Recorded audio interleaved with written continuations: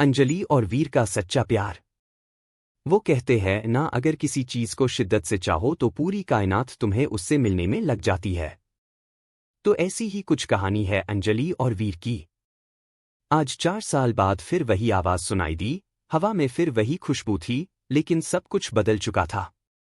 उससे देख के ऐसा लगा मानो जिंदगी मुझसे बोल रही है, तू अभी जिंदा है, तू अब भी ख्वाब देख सकता है, तू अकेला नहीं है अब। लेकिन फिर भी मन में कहीं डर था कि कहीं ये सपना तो नहीं है जो आंख खुलते ही टूट जाएगा।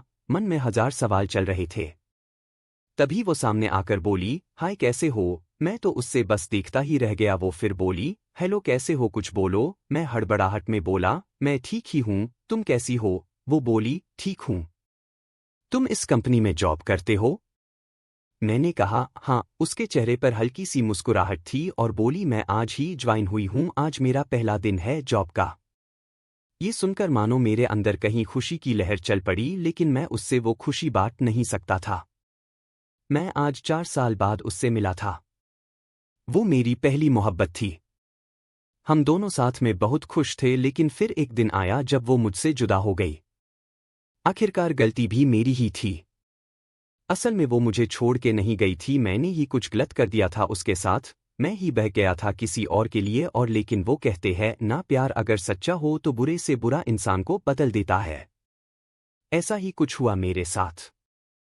मैं अंजलि को भूल के भी नहीं भुला पाया था, और फिर आज 4 साल बाद वो मेरे सामने है। क्या बोलूं उससे, मैं किस मुंह से बात करूं, कुछ नहीं समझ आ रहा था मुझे।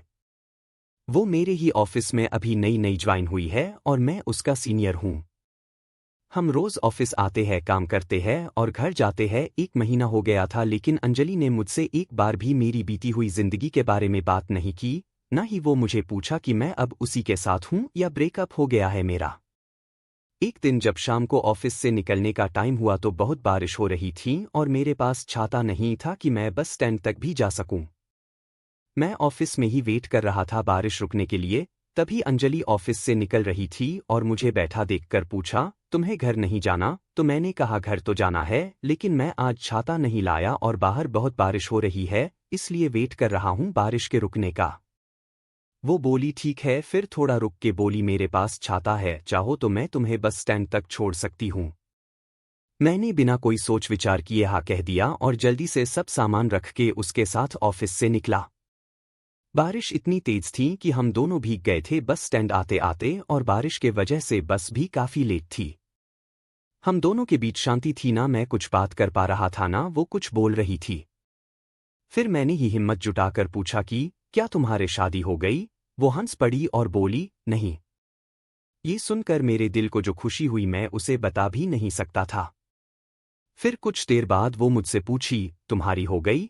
मैंने कहा नहीं। फिर थोड़ा रुककर मुस्कुराते हुए पूछा, प्रीति का क्या हुआ। मैं थोड़ा शांत हो गया और बोला, हम साथ नहीं है। वो कुछ नहीं बोली, बस चुपचाप खड़ी थी।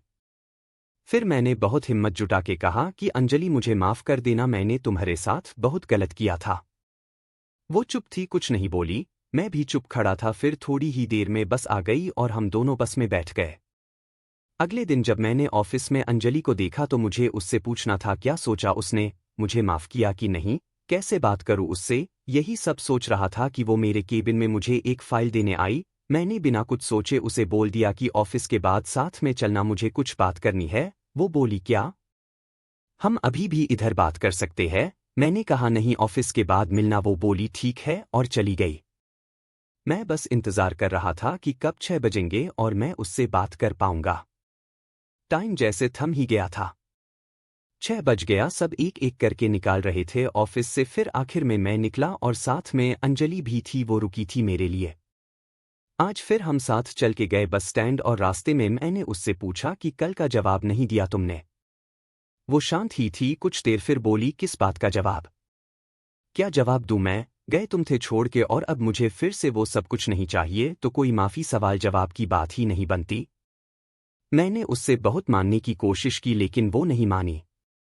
5 महीने हो गए थे हमें एक ही ऑफिस में काम करते हुए, लेकिन हम दोनों ही अब एक दूसरे से बात नहीं करते थे उस दिन के बाद। मैंने बहुत बार कोशिश की अंजलि को मैं मना लूं, उससे ये कह सकूं कि हाँ मुझसे गलती हो गई थी, लेकिन मैं तुम्हारे बिना नहीं रह पा रहा हूं। तुम इस ऑफिस में ज्वाइन हुई उससे पहले भी मैंने तुम्हें कांटेक्ट करने की कोशिश किया था, लेकिन नहीं हुआ, और जब तुम इस ऑफिस में आई तो मेरी खुशी का कोई ठिकाना ही नहीं रहा, लेकिन तुमसे बात करने की हिम्मत नहीं होती थी। मुझे पता था कि तुम अब भी मुझे प्यार करती हो, लेकिन कहती नहीं हो। एक दिन मैंने ही कुछ सोचा और ऑफिस में आकर सबको अपनी शादी की खबरें दे दी कि अगले महीने मेरी शादी होने वाली है। ये सुनकर ऑफिस में सब मुझे बधाई देने के लिए आए, लेकिन अंजलि नहीं आई। शाम को मैं खुद उसके पास गया और पूछा कि क्या तुम्हें खुशी नहीं हो रही कि मेरी शादी होने वाली है? वो बोली, क्यों नहीं, मैं बहुत खुश हूं कि तुम शादी करने जा रहे हो, एक नई जिंदगी की शुरुआत करने जा रहे हो। फिर मैंने पूछा कि तुम मुझे बधाई देने क्यों नहीं आई जब सब लोग आए थे ऑफिस के? तो बोली, मुझे बहुत काम था, मैं बिजी थी। मैंने कहा ठीक है, और मैं वहां से चला गया। 2 दिन बाद रात को अंजलि का मैसेज आया कि क्या तुम सच में शादी कर रहे हो अगले महीने? मैंने कहा हाँ।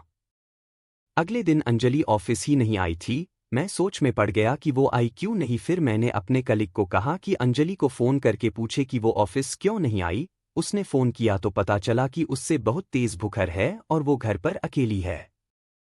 मैं तभी ऑफिस से निकल गया उसके घर जाने के लिए। रास्ते में मैंने फोन करके उसके घर का पता पूछा और जितनी जल्दी हो सके वहां पहुंचा। वहां जाकर देखा तो वो अकेले थी और उसे बहुत ठंडी लग रही थी, कंबल में सोई थी। मैं जल्दी से उसे उठा के अस्पताल लेकर गया। शाम तक उसका बुखार ठीक हुआ तो डॉक्टर ने उससे मिलने की इजाजत दी।